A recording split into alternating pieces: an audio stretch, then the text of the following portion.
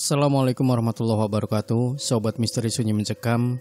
Mudah-mudahan Anda masih selalu setia bersama kami, channel yang setiap hari selalu menyuguhkan cerita-cerita misteri yang menarik.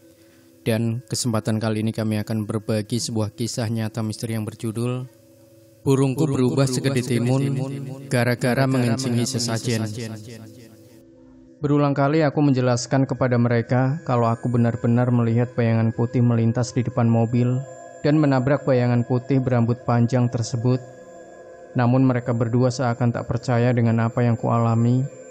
Sampai akhirnya kami meneruskan perjalanan dan memasuki Cangar tepat pukul 23.00 waktu Indonesia Barat. Pengalaman misteri karena keusilan makhluk halus ini kualami waktu aku serta kedua temanku, yakni Wayan dan Sigit, berniat untuk berendam di sumber air panas Cangar. Sumber air panas ini terletak sekitar 15 km ke arah utara Kota Batu, dikelilingi hutan lebat yang ada di Taman Hutan Rakyat Surya, serta letaknya yang diapit oleh Gunung Arjuno maupun Gunung Welirang, membuat tempat ini ramai dikunjungi oleh para wisatawan. Bukan hanya pada siang hari saja, namun juga pada malam hari pengunjung masih banyak yang berdatangan dengan maksud untuk berendam dan menyembuhkan penyakit kulit di sumber air panas yang mengandung belerang dan berbagai mineral yang berkhasiat untuk penyembuhan. Kali ini kami berangkat ke Cangar pada waktu malam hari sambil berbekal minuman keras yang sebetulnya dilarang oleh penjaga kawasan wisata tersebut. Berbagai kejadian aneh kami alami di tengah perjalanan. Kami berangkat di malam hari karena di samping sepi, kami juga bisa puas mabuk-mabukan sambil berendam. Waktu kami berangkat, kabut juga mulai turun dengan pekatnya. Memasuki Taman Hutan Rakyat Suryo yang merupakan kawasan konservasi hutan, di mana terdapat lokasi sumber air panas Cangar. Pemandangan yang tampak di depan hanya kegelapan hutan dan kabut yang menutupi permukaan jalan. Hutan yang lebat di kiri kanan tampak semakin rimbun, membentuk bayangan yang menyeramkan. Sementara mobil yang kami tumpangi harus merayap dengan pelan karena terhalang kabut. Mobil yang sedang berjalan kuhentikan dengan mendadak karena serasa menabrak seseorang yang melintas. Kedua temanku tampak kebingungan dengan apa yang terjadi. Lalu kami bertiga dengan tergopoh-gopoh turun dari mobil dan memeriksa keadaan. Namun kami tidak menemukan apapun, yang ada hanya kegelapan disertai kabut yang tebal. Sayup-sayup suara binatang malam terdengar di balik rerimbunan pohon yang tertutup kabut. Aku bergidik dengan apa yang terjadi. Sementara kedua temanku agak bingung dengan apa yang terjadi. Berulang kali aku menjelaskan kepada mereka kalau aku benar-benar melihat sosok bayangan putih melintas di depan mobil. Dan kami telah menabrak bayangan putih yang berambut panjang tersebut. Namun mereka berdua seakan tak percaya dengan apa yang kualami. Sampai akhirnya kami meneruskan perjalanan dan memasuki Cangar tepat pukul 23.00 waktu Indonesia Barat. "Kamu pasti melamun, Bas," ujar Wayan waktu itu merasa heran dengan apa yang terjadi. Memasuki Cangar, kami tidak lupa menenggak minuman keras yang kami bawa sambil berteriak-teriak karena suasana Cangar yang begitu sepi dan tidak ada pengunjung. Entah karena sudah mabuk atau karena hawa yang begitu dingin, secara tak sadar aku kencing di tempat para pengunjung biasa melakukan ritual.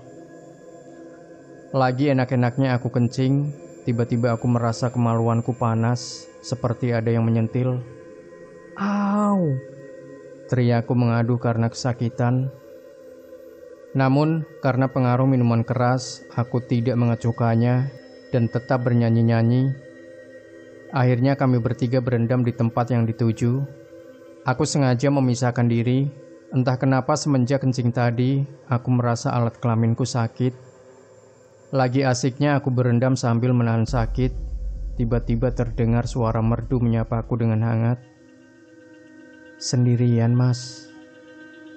Aku menoleh ke arah empunya suara. Tampak sesosok gadis berkulit putih dan berambut panjang duduk di sebelahku berendam. Gadis cantik itu tampak tersenyum melihatku yang memandang bengong ke arahnya. Aku tergoda oleh kecantikan dan kemontokan gadis yang mengaku bernama Nina itu. Lalu Nina mengajakku main ke perkemahannya yang ada di balik pepohonan. Entah kenapa aku seperti kerbau dicocok hidungnya, mengikuti kemauan cewek tersebut. Aku yang sudah setengah mabuk, kemudian ikut berhenti manakala melihat Nina berhenti di balik pepohonan yang rimbun. "Mau kemana, Nin?" tanya aku melihat Nina berjalan ke arah pepohonan. "Mau pipis, Mas. Masa mau ikut?" kata Nina sambil tersenyum melihatku. "Oh, mau pipis? Aku juga ikutan nih," sahutku setengah sadar. Tanpa merasa malu aku mengeluarkan burungku karena juga ikut kebelet pipis. Namun spontan aku menjerit-jerit. "Aduh, burungku kok jadi mentimun?" teriakku sambil memegang alat kelaminku yang tiba-tiba telah berubah bengkak sebesar mentimun. Sementara Nina yang semula di belakang pohon tiba-tiba keluar sambil tertawa cekikikan. Suaranya seram, mirip suara kuntilanak. "Kalau jadi mentimun, mending dirujak saja, Mas Bas." Wajah cantik itu kini berubah menjadi pucat mirip mayat dengan lingkaran hitam di matanya. Sementara kukunya yang panjang dan runcing tampak menggapai-gapai, seakan hendak memegang burungku yang sudah berubah sebesar mentimun tersebut. Tubuh itu kemudian tampak melayang ke sana kemari tanpa menginjak tanah, sambil mengeluarkan jeritan menakutkan. Selanjutnya aku tidak sadar. Beruntung ada Ki Susmono, orang pintar yang dimintai tolong untuk menyembuhkan keadaanku. Menurut penuturan Ki Susmono, aku telah berlaku sembrono di kawasan itu. Di samping mabuk-mabukan, juga bertindak tak sopan dengan mengencingi sesaji. Hal ini membuat penunggu dicangar marah karena tingkah lakuku.